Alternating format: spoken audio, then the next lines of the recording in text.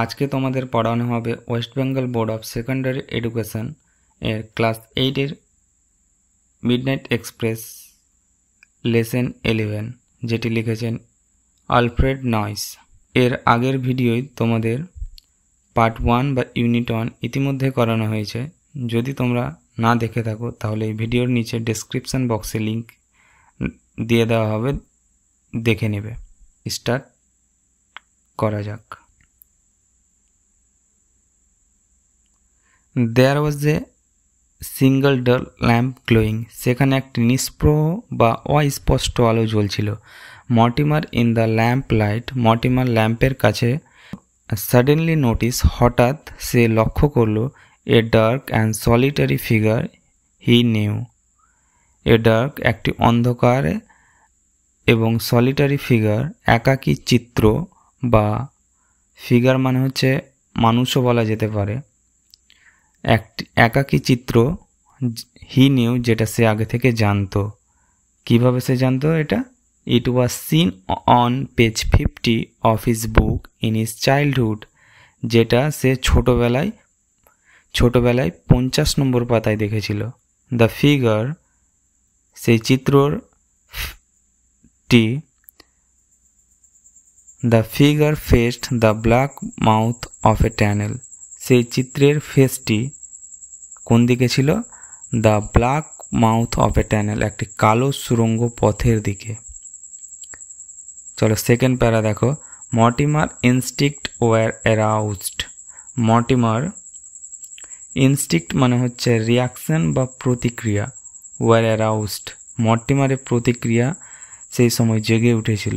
হি walked, সে হাঁটতে শুরু করলো। Quickly, say towards the figure, সেই চিত্রের দিকে সে তাড়াতাড়ি হাঁটতে শুরু করলো।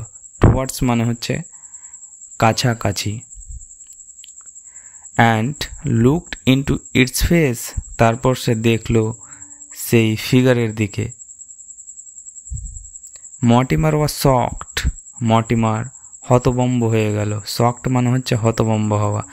হি ওয়াজ স্টেয়ারিং ইনটু হিজ আউন ফেস, স্টেয়ারিং মানে হচ্ছে একই দৃষ্টিতে তাকানো। হি ওয়াজ স্টেয়ারিং ইনটু হিজ আউন ফেস, সে একই রকমভাবে সে নিজের দিকে তাকিয়েছিল। থার্ড প্যারা দেখো। এ ওয়েভ অফ প্যানিক সার্জড দো মর্টিমার। মর্টিমারের ভিতরে একটি আতঙ্কের ঢেউ বয়ে গিয়েছিল সেই টাইমে। এ ওয়েভ অফ প্যানিক, প্যানিক মানে হচ্ছে ভয়ের ঢেউ, ভয়ের ঢেউ মর্টিমারের মধ্যে দিয়ে গিয়েছিল। হি টার্নড, সে ঘুরে দাঁড়ালো। টার্ন মানে হচ্ছে ঘুরে দাঁড়ানো। গ্যাসপ্যাট মানে হচ্ছে হাঁপানো। হি টার্ন, সে ঘুরে দাঁড়ালো। গ্যাসপ্যাট, হাঁপালো মানে ভয়ে সে হাঁপাচ্ছে। And broke into a wild run, সে পাগলের মতো দৌড়াতে লাগলো। এখানে ওয়াইল্ড রান মানে হচ্ছে বন্যভাবে দৌড়ানো, তো তুমি পাগলের মতো দৌড়ানো বলতে পারো। হি স্টাম্পলেড আউট অফ দ্য প্ল্যাটফর্ম, সে হোঁচট খেয়ে প্ল্যাটফর্মের বাইরে চলে গেল। স্টাম্পলেট মানে হচ্ছে হোঁচট খাওয়া। And rushed down a moonlight road, তারপর সে ছুটতে লাগলো। মুনলাইট রোড মানে হচ্ছে চাঁদে আলোকিত রাস্তা। He could hear the echo of his own foot step behind him, সে শুনতে পাচ্ছিল নিজের পায়ের প্রতিধ্বনি।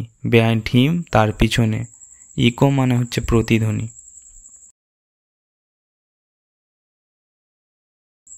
The foot step স্টিডলি gaining on him, সেই পায়ের প্রতিধ্বনিটা ক্রমাগত গেইনিং অন হিম মানে তার কাছে এগিয়ে আসছে। Mortimer paused for a moment, Mortimer paused মানে হচ্ছে এখানে থামা। Mortimer paused for a moment, Mortimer কিছু সময়ের জন্য থেমে গেল। He was completely shaken with fear, সে পুরোপুরিভাবে ভয়ে কাঁপছিল। স্যাকেন মানে হচ্ছে কাঁপা, ফিয়ার মানে ভয়। হি বেগেন টু রান এগেইন, সে আবার দৌড়াতে শুরু করলো। লাস্ট প্যারা দেখো, পার্ট 2 বা ইউনিট 2 এর। Quarter of A mile down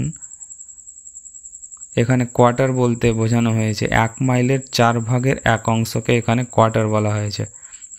যখন মর্টিমার 1 মাইলের 4 ভাগের 1 অংশ গেছে দৌড়িয়ে, Mortimer Sau a small white cottage, Mortimer দেখতে পেল একটি ছোট সাদা রঙের কুটি, কটেজ মানে হচ্ছে কুটি।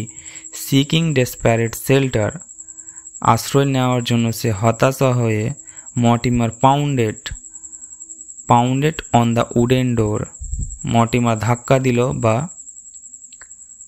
আঘাত করল কাঠের দরজায় আশ্রয় নেওয়ার জন্য।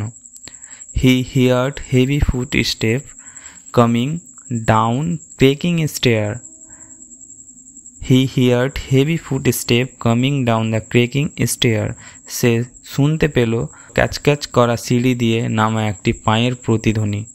দ্য ডোর ওপেন্ড, দরজাটি খুলল, অ্যান্ড এ শ্যাডোই ফিগার, এক ছায়াময় চিত্র, স্টুড উইথ এ ক্যান্ডেল, দাঁড়িয়েছিল মোমবাতি নিয়ে।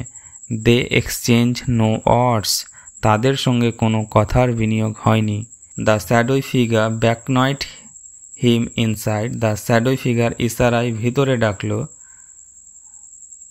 ব্যাকনয়েড মানে হচ্ছে মাথা নাড়ানো বা হাত দিয়ে এরকম কোনো ইশারা করে তাকে ভিতরে ডাকলো। They went up the cracking stair, they went তারপর তারা গেল আপ দ্য ক্র্যাকিং স্টেয়ার, ওই সেই ক্যাচ করা সিঁড়ি দিয়ে তারা উপরে উঠল। এখানে ইউনিট 2 শেষ হচ্ছে। এরপরের ভিডিও তোমাদের সঙ্গে পার্ট 3 বা ইউনিট 3 আলোচনা হবে। আর এই ভিডিও অবশ্যই তোমাদের বন্ধু বা কোনো স্কুল গ্রুপে অবশ্যই শেয়ার করবে, যাতে ওদের দেখতে সুবিধা হয় বা বুঝতে সুবিধা হয়।